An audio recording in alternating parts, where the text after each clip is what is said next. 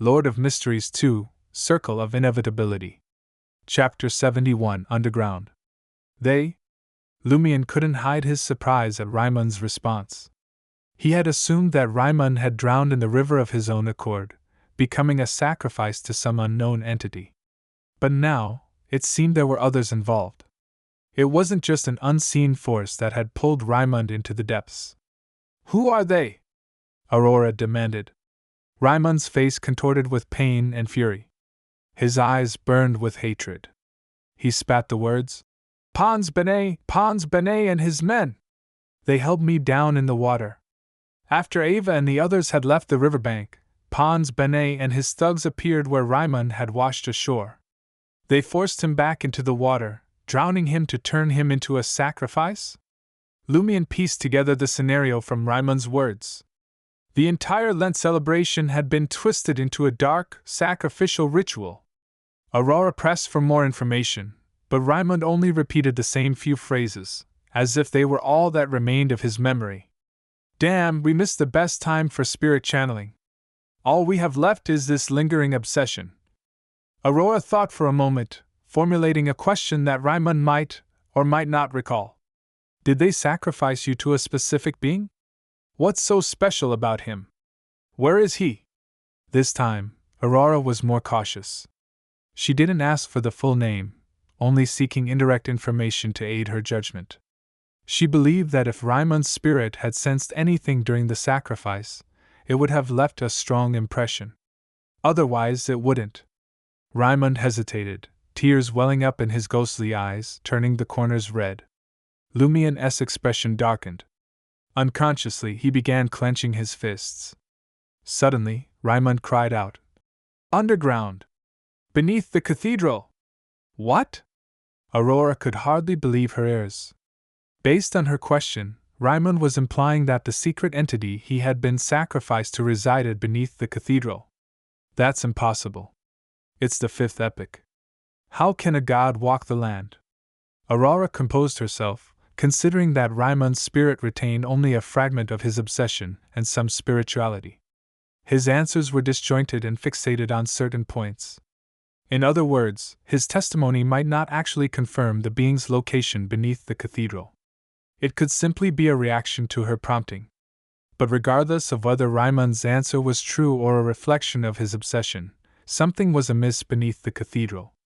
It held the key to the sacrificial ritual. Aurora could only hope that the secrets hidden there wouldn't prove too horrifying or outlandish.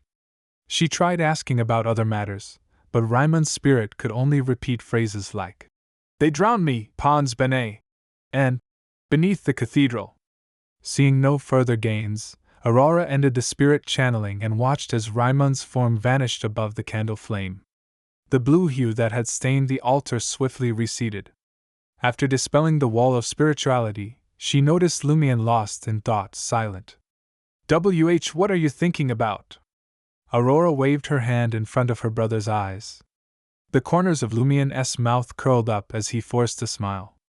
"I regret not hitting Pons Benet harder yesterday." He had kneed Pons Benet, causing him considerable pain, but he had held back, not wanting to escalate the conflict with the Padre and his allies before the 12th night. He had rationally restrained himself, not crippling Pons Benet outright. "There'll be a chance," Aurora reassured him. Lumion nodded and chuckled. "Actually, we've been overlooking something. Before Lent, we're not the only ones afraid of escalating the conflict. The Padre and his goons are too. They're not ready, and they haven't started the ritual."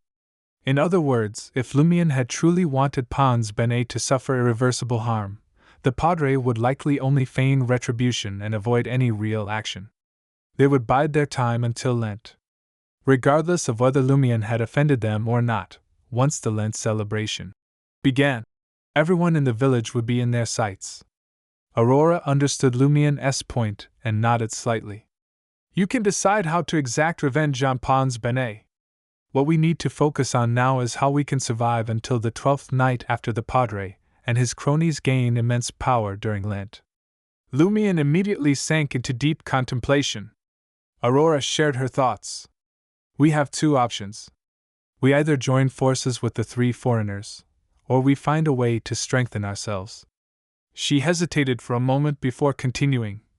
If we can confirm that Madame Pualis has no connection to the loop and is trapped here like us, we might even cooperate with her. Huh! Lumion was taken aback. Madame Pualis was a terrifying and malevolent beyonder. Aurora sighed and said, "A philosopher from my homeland once said that balance is needed between principal and secondary contradictions. We must unite all possible forces. Yes, there's definitely something off about the cathedral's underground. It might hold crucial clues. We have to investigate it before Lent, as we may not get another opportunity." From Aurora's knowledge, most of the cathedrals in this world had underground chambers. Some stored sealed artifacts, while others served as burial sites for important figures. Although Corda's cathedral didn't contain sealed artifacts or notable people to be buried, it still featured a large basement when constructed. "All right," Lumion agreed. "I'll talk to the 3 foreigners tomorrow." He then brought up Rymon's condition. Why can he only say those few words? Was the spirit not summoned properly? Aurora sighed again. There's a critical period for mediumship.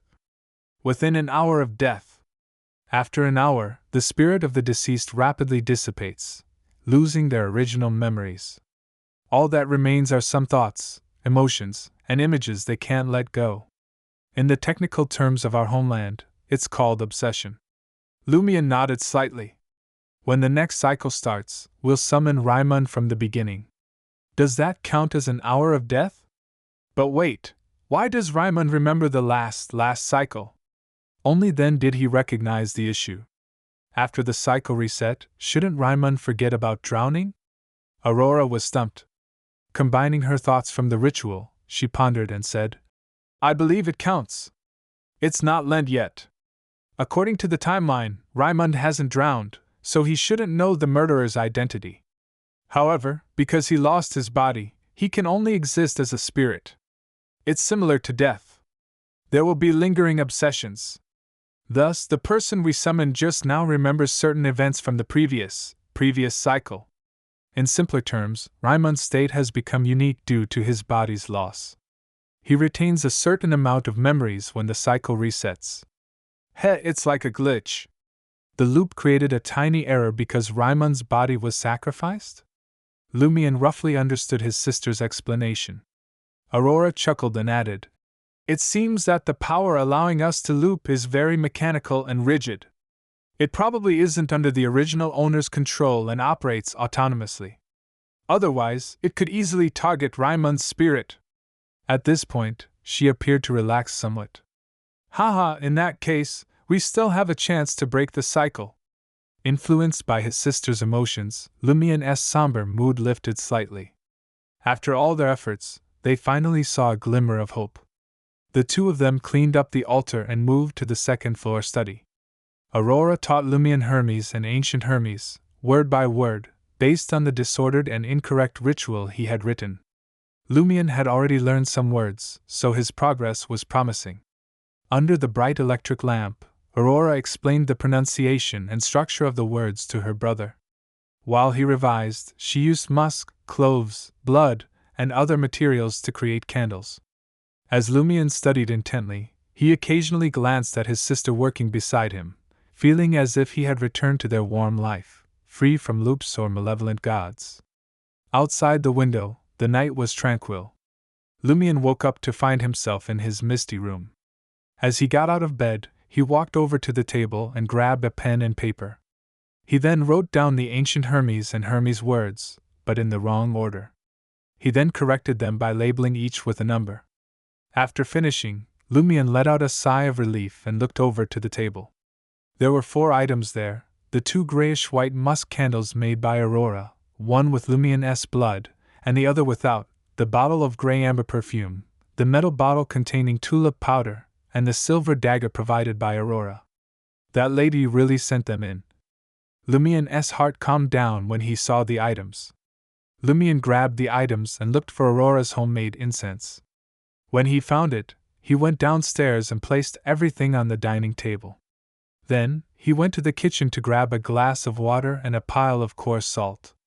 The materials for the ritual were now prepared. Before falling asleep, Aurora was worried that Lumion didn't have the corresponding symbol to pray for the boon. This would prevent him from burning the items on the replica goatskin to inform the target deity of his desires. However, since the mysterious lady didn't mention it, there was probably no need for it. After all, it was essentially praying to the power in Lumion's body.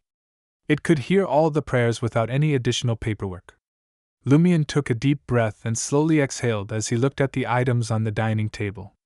Without wasting a moment, Lumion placed one of the grayish-white musk candles, the one with his own blood, at the top of the altar, representing the deity. He placed the other candle in front of him. Following the order of God before man, Lumion lit the candle by sparking his spirituality. He wasn't an expert at sanctifying the ritual's silver dagger or creating a wall of spirituality.